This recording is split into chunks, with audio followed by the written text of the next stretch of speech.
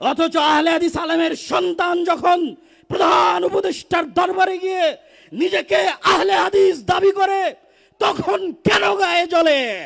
কিন্তু দুঃখজনক হলেও সত্য কি জানেন, আমরা আহলে হাদিসরা যে ব্যক্তি নাভির নিচে হাত বাঁধে, যে ব্যক্তি রাফুল আদাইন করে না, তাকে অপছন্দ করি ঠিকই, কিন্তু একটা দল যখন সেকুলার পার্টি করে আর ওই সেকুলার পার্টির যখন নেতা হয়, তো ওই সেকুলার পার্টির নেতাকে কোন লজ্জায় গর্বের সাথে বলেন যে সে আহলে হাদিস?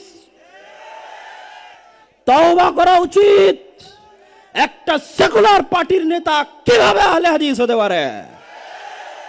আজকে আহলে হাদিসদের হীনম্মন্য মনোভাবের সবচেয়ে বড় প্রমাণ হচ্ছে কোথায় কোন ছাত্র নেতা কোথায় কে আন্দোলন করলো, তারা সেকুলার, তারা লালনবাদ, অথচ আহলে হাদিস আলেম গর্ব করে বলে যে তারা উমুক আহলে হাদিসের উমুক। নাউজুবিল্লাহি মিন যালিক।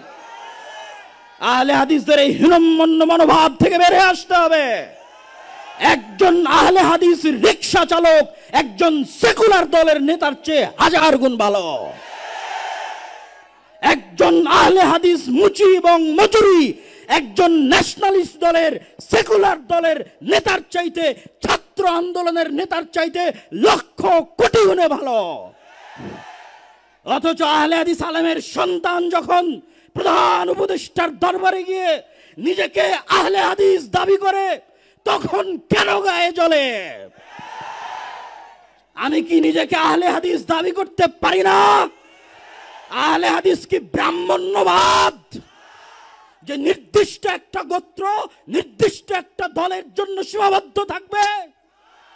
পৃথিবীর আশেপাশে কোণে, উত্তর থেকে দক্ষিণ, পূর্ব থেকে পশ্চিম, যেখানে যারা কোরআন এবং সহিহ হাদিসের মতবাদের উপর অটল থাকবে তারাই আহলে হাদিস। আল্লাহু তাকবীর, আল্লাহু তাকবীর।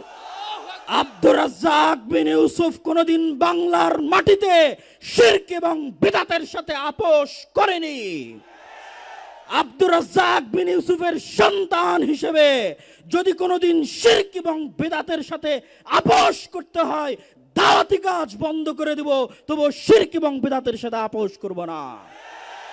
এই আপোষহীন মানসিকতার নাম আহলে হাদিস। আর একজন আহলে হাদিস আলেমের সন্তান হিসেবে, আহলে হাদিস আকীদা লালনকারী হিসেবে পৃথিবীর যে প্রান্তে আমাকে উপস্থিত করা হোক না কেন, পৃথিবীর যে কোনো জায়গায় আমাকে ডাকা হোক না কেন, সেই প্রত্যেক জায়গায় আমি নিজেকে আহলে হাদিস বলেই পরিচয় দিব। আর গর্বের সাথে বলতে চাই যে একটা সেকুলার পার্টির নেতার চাইতে, লালন মতবাদে বিশ্বাসী নেতার চাইতে একজন আহলে হাদিস রিকশা চালক, একজন আহলে হাদিস দিন মজুর, যার আকীদা সালাফি, যার বিশ্বাস সঠিক, সে বেশি ভালো, বেশি কল্যাণকর আল্লাহ সুবহানাহু ওয়া তাআলার নিকটে। অতএব আহলে হাদিসদেরকে আপোষকামী মনোভাব থেকে বের হয়ে আসতে হবে। এই আপোষকামী মনোভাবের কথা আল্লামা আব্দুল্লাহিল কাফি আল কুরাইশি তার ইনফেরিয়রিটি কমপ্লেক্স আহলে হাদিস পরিচিতি বইয়ের মধ্যে তুলে ধরেছেন। সম্মানিত উপস্থিতি, আহলে হাদিসদের আপোষহীন হতে হবে, নিজেকে নিয়ে গর্ব করতে শিখতে হবে, আহলে হাদিস জাতিকে নিয়ে গর্ব করতে শিখতে হবে। আহলে হাদিস পরিচিতির মধ্যে আহলে হাদিসদের কি দায়িত্ব এবং কর্তব্য তার গুরুত্বপূর্ণ দিক নির্দেশনাও আল্লামা আব্দুল্লাহিল কাফি আল কুরাইশি রাহিমাহুল্লাহ দিয়ে গেছেন।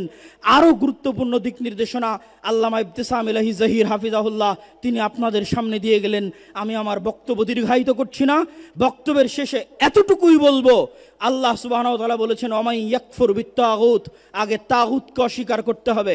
ইব্রাহিম আলাইহিস সালাতু ওয়াস সালাম বলেছেন যে ইন্না বুরাউম মিনকুম, তোমরা যেই সমস্ত শিরকের ইবাদত করো ওই সমস্ত শিরক থেকে আমি ইব্রাহিম মুক্ত।